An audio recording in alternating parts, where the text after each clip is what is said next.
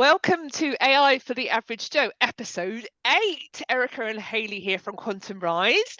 And I'm really excited to bring today's expert guest to you today. Again, all focusing on different uses of generative AI. And I'm going to hand to Karen very shortly because Karen can do a much better introduction for herself than I could possibly do. But another way, a lens and creative use of using AI is exciting that we're excited to bring to you today. So hi, Karen, how are you? I'm good. Thanks, Erica. Thanks, Hayley. Lovely to be here and talk about AI because it's a topic that, well, we probably wouldn't have had this conversation a year ago, would we? So things are moving, things are changing so much and they're shifting. Well, you just can't keep up with it, can you? I know, like every day I log on to like LinkedIn, there's a new idea, a new way, someone's talking about a new kind of creative thought process and using Gen AI. So I love the fact that you've really coupled it with what you do in your business and your role. So do you want to kind of tell us a little bit about that? Yeah, well, a little bit about me. So I'm known as the book mentor. I've been in business for 17 years this year. I've been supporting business Wow. owners with their books for the last 10 years. And 2009, I wrote my first book. Everything changed for me. Everything changed in my business in terms of more clients, more visibility, more authority, more expert status. And that kind of led me to do what I've been doing for the last 10 years. So I support business owners through the whole process of writing a book. And it's Wow. become, you probably noticed, it's become so much more popular over the last recent years, especially.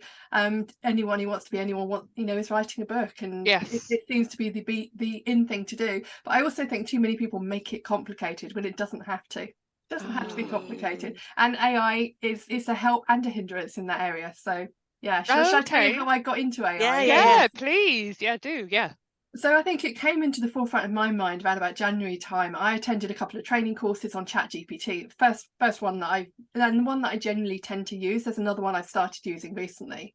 And it kind of came into my psyche, and I was talking to my business coach about it. And I said, well, I had two choices. I can either go, no, I'm not going down that route, or I can embrace it and just see what happens. So I did a bit of an experiment. It was March time when I was writing the book that's launching in September, so launching later this month. I decided to run a training course on ChatGPT, and I asked ChatGPT to write me a book. And it did. It was not a Wow. book that you would publish. No, that's certainly not. It has, I don't know, it has its idiosyncrasies, doesn't it? It's certain things it does. I can recognize it now because I see it in clients as well. So I ran a masterclass on that. I ran another masterclass after using it a lot to update the book that I've been writing. And really, that's where I'm going with it. So I see it as a tool to support the writing process. So you have to have the idea first. You have to know what you're writing. But if you're suffering from that blank page syndrome, or that you want to generate some ideas, or you want to sanity check what you're doing, I think ChatGPT is really useful. And that's really where a lot of my clients have been using it, especially if they're dyslexic or English is their second language. They find it's invaluable. And I'm on there all the time. And if I've got an idea for an email or a blog post or a social media post, and maybe I haven't quite articulated it yet, it's not quite clear in my mind, I will just use it as a sort of starting point to go, okay, so what can you do with this? And sometimes it comes up with amazing stuff, and sometimes it doesn't. And it does depend what you put into what you get out as well. Yeah, we're noticing that more and more, aren't we now? And I think it's definitely, you almost still need that spark of creativity to get the right prompt in, don't you? Or like you said, the right idea, or where I'm going with this, which I think again is something that people need to start thinking about when they're putting their prompts in, and in terms of what you get back and the quality of that. But it'd be really interesting to know, when you said that you asked ChatGPT to write a book, Karen, what did you put in, to get out something that felt a little bit, actually, I wouldn't publish that? And then what steps did you take to get it to a point where you thought, actually, yeah, this could be a really useful tool? It'd be good to understand that more. Yeah, so I asked it to basically create a book that I'd been thinking about, and I haven't written it yet, a couple of years ago. And I thought, wouldn't it be great if there's a book where people could dip in and dip out? They're writing something and they're finding themselves a bit stuck. So it's pretty much 50 tips. And I wanted, in my mind, this book, and this may come at some stage, was almost a tip to a page, a square book, hardback, a tip to a page, to just give people that inspiration. So they're writing something and they're stuck, so they could open it up anywhere and be inspired. And that's what I wanted to create. So I thought, why don't I just ask ChatGPT to do something quite simple, so it's quite self-contained, the way I found with ChatGPT is if you ask it to do too much, it falls over itself and it gets stuck. Certainly something like 50 tips. So I had to really break it into chunks. So, you know, it's almost like the introduction first, and then looking at the different areas, the different tips. It's a while ago now that I did it. But that's really what I did. But there was some really good stuff in there, and a lot of stuff that I would have come up with myself, or I did come up with myself when I was scoping this out. But you do have to break it into those small chunks, because if you say, write me a 50,000 word book, it says I can't.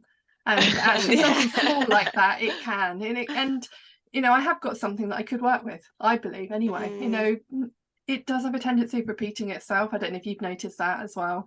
But there's definitely there's a foundation there that could be developed, but it certainly wouldn't, I would never put it onto Amazon and sell it, because it was very obviously AI in my view, from someone who's been working with it for a while. Yeah.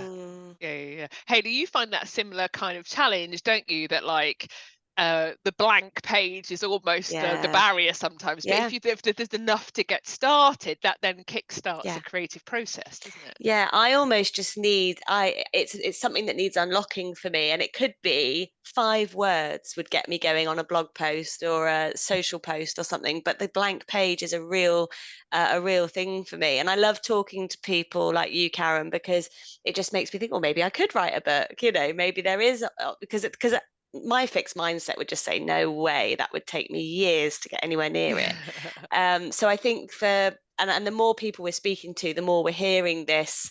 Actually, it's a thought partner. It's a way of getting over the blank page. It's something to bounce ideas off, and that is the thing that I'm finding. Actually, there's something here for me, and I think everyone will get something slightly different out of ChatGPT depending on what their blocker is. Yeah, no, definitely. And the second experiment I did was updating. So I've got a new book coming out. I've got proof copy here coming out later this month, and this is my 5th book that I wrote 6 years ago, or published 6 years ago, and I knew it needed a refresh. So when I was updating it, I went away for a week in March. I literally, ChatGPT was my partner. So for example, that, you know, there was like a new chapter I created about creating a street team, and so I used it to help me to what needs to be in it, and a sanity check for other so there's a chapter on networking. We all know what's happened over the last few years in terms of networking. So again, it's just giving, it's that sanity check of, you know, what else do I need to include about online networking, and maybe online speaking, and looking at the way that things have evolved over the last few years, and just checking I hadn't missed anything important. So it's just almost that sanity check, that research partner. You know, you can literally open ChatGPT and say, I'm writing a book for this type of audience. This is the idea. This is the problem. This is the promise. I'm writing a chapter on this. What needs to be in that chapter? And it is that, but you have to have all of the planning first. So you have to know what you're writing, who it's for. So you've got to do the planning. But actually, when it comes to the writing part of it, it does simplify the process. What I love about like the way you talk about it, Karen, is and you said this right at the beginning, I could have lent into using Gen AI, or I could have gone, oh my God, it's going to take everyone's job, and I'm a creative, and it's going to did you make that decision quite quickly? Because we're still seeing those two polar opposite kind of views, and especially what's going on in Hollywood, in California, and the actors strike and the writers strike, and we're all going to be replaced by AI. And just tell us a little bit more about, I'm going to lean into it, and this is the reason why. I think it's just me, my personality. I'm the sort of person that say yes to something first and how later, and that's just me. So you know, it's the 11th anniversary last week of me jumping out of an aeroplane. So that's the sort of person I am, with a parachute and attached to someone else. But that's my approach. And I also think, I think in business you have to lean into these things, and you have to. And I did worry, you know, will it replace me as a book mentor? And then I realized actually, and now I know why it doesn't replace me, in terms of, you know, that spark of the idea and generating it. And, you know, ChatGPT isn't going to send you an email once a week, or not at the moment, saying, you know, how are you doing? They're not going to give you feedback on your writing as such. They're sort of, but not in the same way. So for me, I just decided to lean into it. I had that choice, and I think you have to respond to the opportunities and also the difficulties that you face in business to approach it. And yeah, that was my decision anyway. So and I also wanted to be one of the first book coaches, book mentors to jump into it as well, rather than be left behind. A bit That's of a kind of conscious bit of a thought choice. leader. Absolutely. Yeah, it's really interesting. And we've talked quite a bit, Erica, as well, haven't we, about the fact that AI is almost taking away the task stuff that we do, and it gives us more space to humanize what we do more. So it's almost this mindset of that, you know, there's stuff here that we spend a lot of time doing which doesn't really require our human skill and touch, whereas now we can bring more of that and more of our opinion and more of our thought, because some of the tasky stuff is taken away that takes up a lot of our headspace, because we've only got so much headspace of things that we can actually process at any one time. We're quite simple like that, really. And I guess kind of writing a book, it is all about that higher level thinking and that creativity and that decision making and that critical thinking. I assume, I haven't done it, but just from writing the number of blogs and stuff I do, it takes, you can feel the grey matter working when you're in that space. So to be able to take away either the starting point or the tasky stuff, I can imagine that's quite a reward in itself. Yeah, and also most entrepreneurs have a wealth of information knowledge anyway, so they're not starting from scratch. You know, most people think that the whole idea of writing a 50,000 word book is really hard, but actually most of us have got decades or years of experience, or a lot of experience, and actually it can help us to sort our ideas and sort our thoughts, because we're not starting with that blank page. We're starting with okay, so what have I already created? What blogs, what podcast interviews, what videos, what presentations, training courses. Most people, I was talking to a new client last week who worked with me on her first book, now working with me on her second, and she knows now that she's got the framework for the book, she can pull together, and we talked about ChatGPT and the usefulness for her. Now she can pull things in from different places into the structure, so actually she's probably got a good chunk of her book already written, but she doesn't realize it because of that side of things as well. So you're not necessarily starting from scratch, but yeah, you're right, critical thinking, and actually spread, if something was I don't know, a 500 word blog post, obviously there's a lot that needs to be done to turn it into a book, or to turn multiple blog posts into a book. Yes, absolutely. Gosh, it's so interesting to hear the different lenses that people have put on using AI and how it's really benefited kind of in different ways. So what we tend to do, Karen, I think we've mentioned, is we love our expert guests to kind of share some top tips or kind of practical, what would your recommendation be for anybody kind of watching the podcast today? So what would you like to share in that kind of practical space that perhaps has really worked for you, or you think people should go away and try?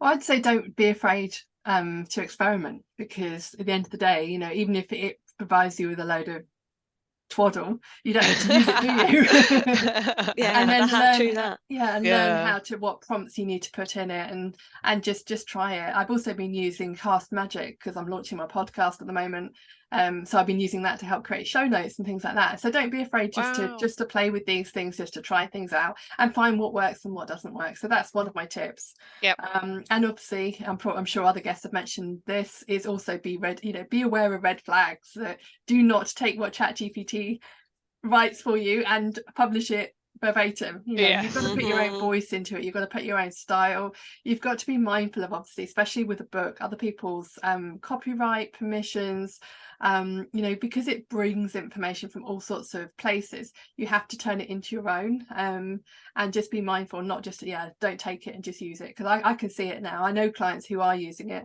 and even clients, and I was reading something the other day, I said, you use ChatGPT to help you with this, and she looked at me and smiled like, I can tell now. And I think we will become more alert to that as time goes on. And of course, don't publish something that's just come straight from ChatGPT without any of your voice, your personality, your style in it.